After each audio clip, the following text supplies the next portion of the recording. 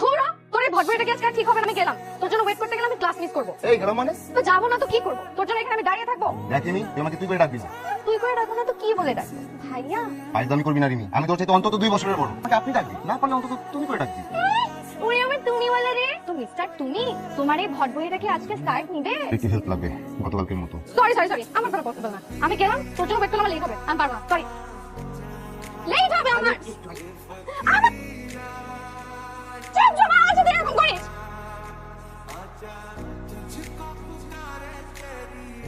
রিমি কই? আর এর কথা বলিস না বাবা, কখন থেকে রাগ করে দরজা বন্ধ করে বসে আছে। কেন? তোর বান্ধবী মোমো ওর বিয়েতে যাবে, কিন্তু তোর খালি ওরা একা যেতে দেবে না। যাক না, বাচ্চা মানুষ আবদার করছে, প্রয়োজনে আমি সাথে যাই। তুই যাবি সাথে? ঠিক আছে তুই যা, যে বল তুই ওর সাথে যাবি, আমি তোর খালাকে ম্যানেজ করছি। কিরে তুই নাকি খাওয়া দাওয়া বন্ধ করে একদম অনুষ্ঠানে বসে গেছিস? ওখানে এরকম প্যাঁচার মতো করে রাখা লাগবে না, ঝটপট রেডি হো। মানে আর কি, আমি ছাড়া তো তোর গতি নাই। খালাকে রাজি করেছিস সাথে আমি যাবো। কি সত্যি? এছাড়া আসলে আমার কোনো গতি নাই। তুই আমার সত্যিকারের বন্ধু। ঠিক আছে ঠিক আছে, ছাড় ছাড় ছাড়। এখন বল আমাকে কি ট্রিট দিবি? শোন, বিয়ে বাড়ির যত খাবার আছে সব খাবার তোর, আমার ভাগেটাও খেয়ে নিস। এখন আমি একটু যাই, রেডি হয়ে যাই।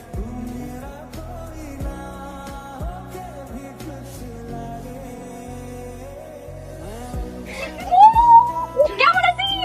আন্টি আসতে দিলাম, তোমার আসতেই দিলে না। আরে আমিও ভাবছি মা আসতে দিবে না। আরে তো বডিগার্ড দিয়ে পাঠাবো। আহ রাতে ভালো আছে? হ্যাঁ ভালো আছি। আচ্ছা আচ্ছা চল চল চল চল। হ্যাঁ চল, চল, চল।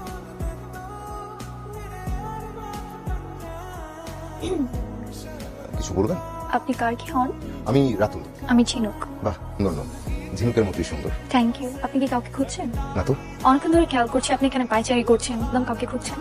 না আসলে এখানে মোমো ছাড়া তো আমার পরিচিত কেউ নাই। আমি আসলে হাঁটছিলাম। তাহলে চলেন ভিতরে যাই। জি আপনি জান আমি আসছি। কিরে দাঁড়িয়ে আছিস কেন? যা। কোথায় যাবো? মেয়েটা তোকে ডাকলো না, যা। তুই যাবি না? আরে না, আমি গেলে তুই টাঙ্কি মারবি কি করে? যা। তোর ফালতু কথাবার্তা। বুঝি বুঝি, আমার এত তারা কেন? ভালো করেই বুঝি। এই যে আমি দাঁড়াচ্ছি, আমি আর কোথাও যাচ্ছি না। আরে দোষটা আমি করছি, তোর সাথে কি মজাও করা যাবে না? না। আরে চল। বললাম তো যাবো না। আরে চল, খালি কোথায় কোথায় রক করে চল। বললাম তো যাবো না। বিয়ে কি তোর বান্ধবী নাকি তোর? কেন এত সাজুগুজ করছিস কেন? এত কষ্ট করে আসছি? এত করবো না? এত কষ্ট করে সাজছিস, বিয়েটাও করে ফেল। দেখি কাউকে যদি ভালো লাগে তাহলে করে ফেল। চল। তুই কি বিয়ে কর? আরে আবার রাগ, খালি কথা কথা রাগ করে তো।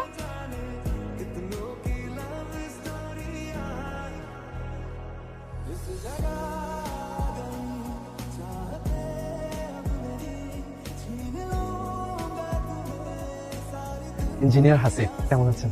ভালো আছে। আপনার নামটি? রিমি। সুন্দর নাম। আসলে আমাদের ইঞ্জিনিয়ারদের জীবন অনেক কর্ম। আপনার নাচ দেখেছি, সুন্দর, খুব সুন্দর নাচেন। আপনি বিয়ে করেছেন? কি না। আলহামদুলিল্লাহ। রিমি দাঁড়া, আসতেছি। এদিকে আয়, দ্রুত আয়। লোকটাকে বলে কি?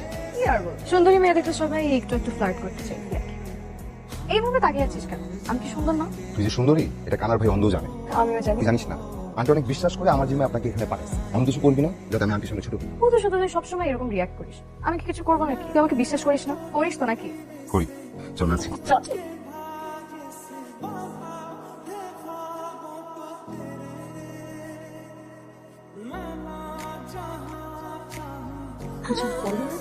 তুমি না দেখতে ভারী মিষ্টি মা। তোমার নাম কি? রিমি।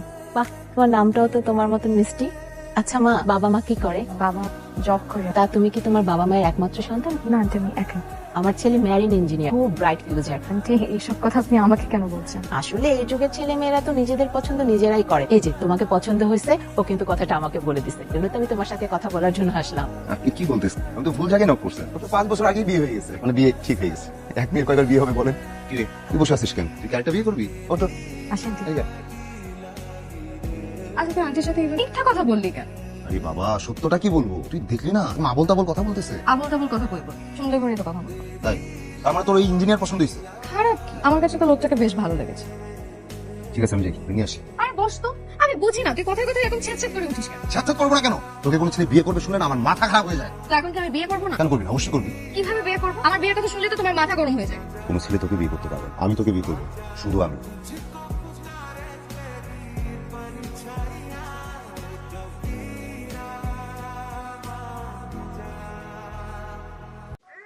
সমস্যা কি?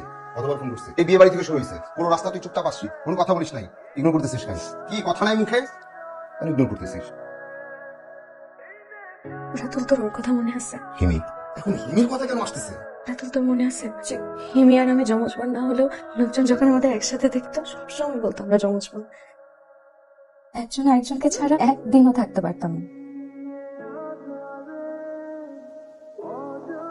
কিন্তু একদিন হিমি হঠাৎ চুপচাপ হয়ে গেল, কিছু জিজ্ঞাসা করলেও বলতো না। তারপর একদিন দেখি হিমি খুব কাঁদতেছে।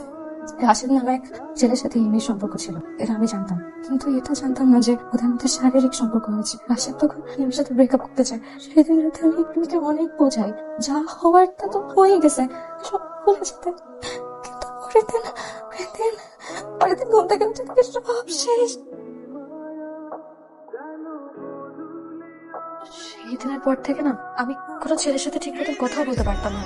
রাতুল, আমি না তোকে খুব পছন্দ করতাম, কিন্তু সেদিনের কাহিনীর পর থেকে প্রেম ভালোবাসা নামক শব্দটা না আমি আমার জীবন থেকে চিরদিনের জন্য মুছে ফেলেছি। তো সেদিন যখন তুই আমাকে কথাগুলো বললি, আমি না নিজের কানকে বিশ্বাস করতে পারিনি। আমার মনে হয়েছিল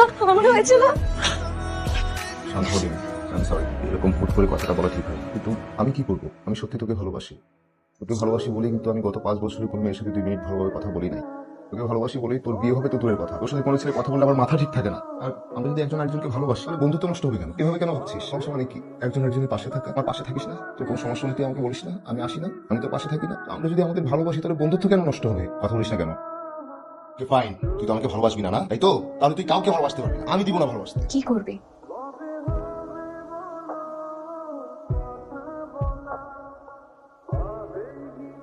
আমরা কি ঘুরতে আসছি? হ্যাঁ।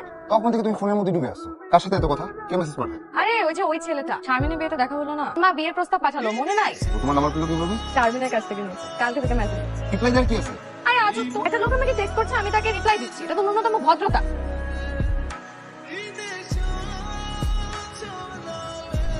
এতই যখন রাত, তাহলে ওই পার থেকে এবার আসছো কেন? একবারে চলে যেতা। যাবো যাবো। হ্যাঁ চলে যাও। আরে সোনার ময়না পাখিরা, রাত কিসের তোমার? কি একটু দেরি হয়েছে, এই মেয়ে এত রাগারাগি, এত রাগ, তোর তো রাগ নিয়ে কই যাবো?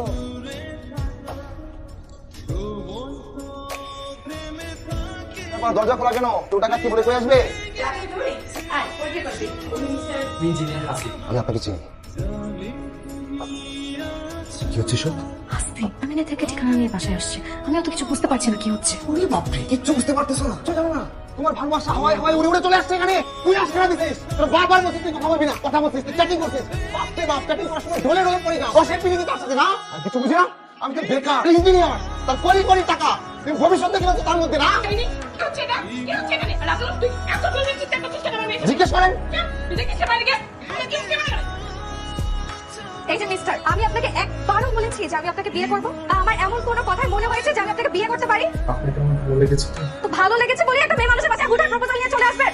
প্লিজ, কি আপনার প্রতি যথেষ্ট সম্মান রেখে বলছি, আপনার এই গর্দভ ছেলের কথাই না মেয়ে মানুষের কাছে হুটার প্রপোজাল নিয়ে চলে আসবেন না। আমি আপনার ছেলে কেন, বছরেও আমি কাউকে বিয়ে করছি না, আর তার আমাদের বাসায় এই ধরনের প্রপোজাল নিয়ে আসবেন না। আর আপনারা যদি এখান থেকে এখন যান তাহলে আমি খুব খুশি হব। প্লিজ একটু চলে যান আপনার এখান থেকে।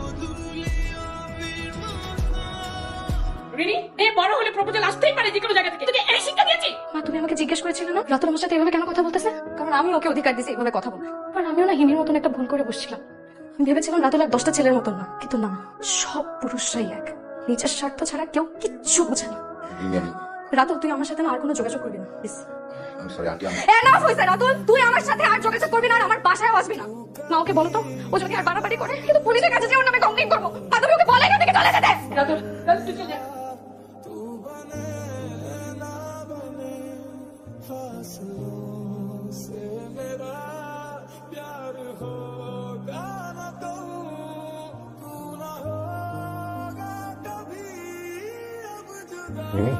শোন শোন শোন, মাত্র 2 মিনিট, 2 মিনিট কথা বলবো, তারপর চলে যাবো। আর কখনো আসবো না। আমি স্বপ্নে দেখলাম ফাঁস নিচ্ছিস, একটা রিকোয়েস্ট করি, যাই হোক কথা দে তুই কখনো কিছু করবি না। না, করার কিছু নেই, আমার জীবনে এখন অনেক কিছু করার বাকি আছে। আর আমি হিমির মতন এত বোকা নয় স্বার্থপর পুরুষের জন্য নিজের জীবন দিয়ে দিই। আসুন, মা বাবা সব জেনে গেছে, আমাকে আর এখানে রাখবে না। আমার রাজশাহী ট্রান্সফার হয়ে যাচ্ছে কবে যাচ্ছিস? খুব শীঘ্রই। আসি, ভালো থাকিস। শোন, ভালোবাসতে না পারি, বন্ধুত্বটা মনে রাখিস।